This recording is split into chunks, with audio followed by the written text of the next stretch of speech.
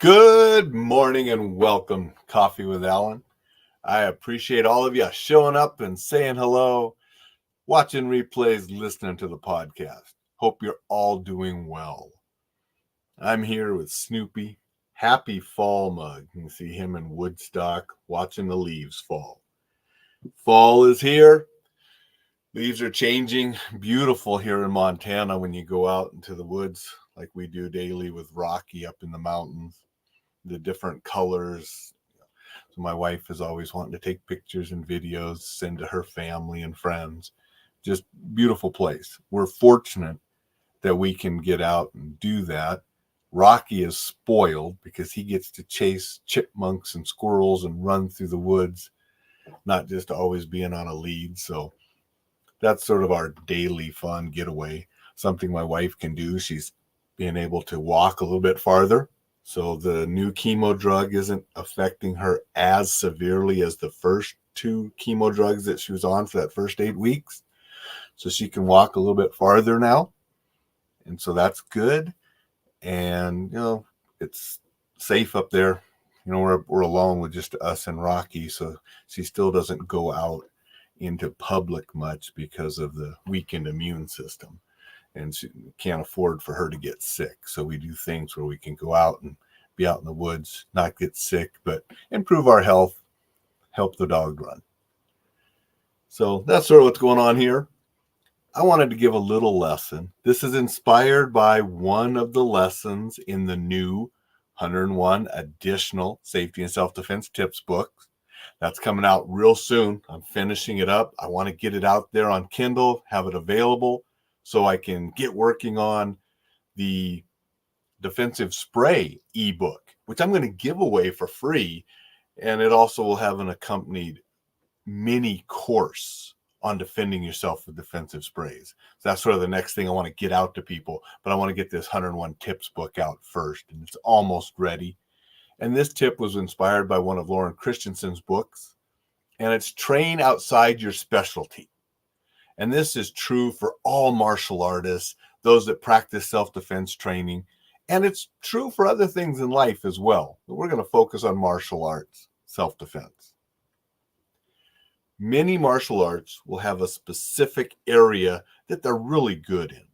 I mean, Taekwondo, fantastic kickers, right? And a little bit of hand work, but when you see them competing, it's mainly kicking that gets them the points. So that's where they really focus on footwork and kicking. They don't do any grappling or groundwork. You tackle a Taekwondo guy, and he's probably not going to know what to do on the ground if all he has is Taekwondo.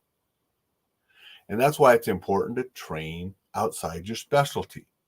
I mean, Hapkido, my preferred art, been doing it for decades. Wonderful art for joint locks, joint manipulation, throws, heavy on strikes and kicking as well. Not so much on the ground, not nearly like wrestlers or Brazilian jiu-jitsu. Those arts will do. Judo. So, while Hapkido is my main art, I borrow things and train once in a while from wrestling and Brazilian jiu-jitsu and grappling arts to round out Hapkido. A Taekwondo person should do the same thing. A boxer, great punching. Combine boxing with wrestling, now you have the best of both.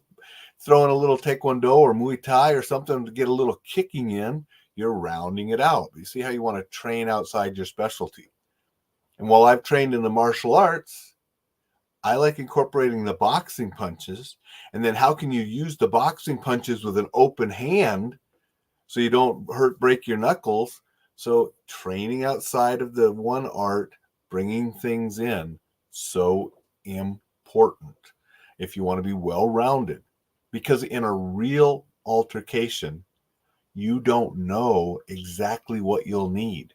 You can say, this is my favorite technique, but if there's no opening or opportunity to use that technique, you're going to have to do something else. What you do will be dependent on the situation. And yes, there are ways to set someone up and lead them and create the opportunities for certain techniques. but it's not always going to work out that way. And that's why we want to train outside our specialties, so we're prepared for the different dynamics that could happen in a real altercation. Make sense? So if you're training, do so. Now, if you are brand new to a martial art, white belt, don't go to 3 or 4 different martial arts as a white belt and try to learn them all at once. That's not going to work real well for you. Learn a core art and then add to it. And that will make you more rounded and fill in the gaps, fill in the holes, and make it so you can be adept at anything that comes down towards you. And that's what we want to do. Want to say good morning to Dixon. Dixon says, push that envelope. Thank you, Dixon. Appreciate you being here. So I just wanted to share that a little bit. I think it's extremely important for martial artists. If you are training strictly for self-defense in a combatives program or something like that, you still want to be well-rounded and make sure you can deal with the different things that come along. And look at your occupation. Look at the real world and things you're doing. Sometimes if you train outside your specialty, add new skills, it's going to open new doors, new avenues for your success. So this principle is not just for fighting or martial arts.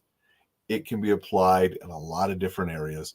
Up to you to think of how you can apply it to you, your training, your life. Go out, make it a wonderful Wednesday. Sign up for those ebooks at enjoylifesafely.com if you haven't yet. And I will see you tomorrow.